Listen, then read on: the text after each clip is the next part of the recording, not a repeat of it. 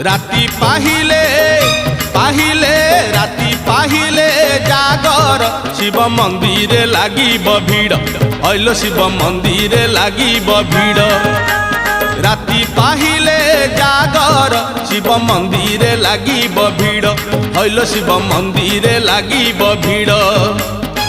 पहिली दर्शन पहिली घर्षण पहिली दर्शन पहिली घर्षण पहिली पंडा पहिली धंडा पहिली भोग पहिली जोग पहिली भक्त बड़। राति पाहिले पाहिले राति पाहिले जागर शिव मंदिर लागिब भीड़ ऐलो शिव मंदिर लागिब भीड़।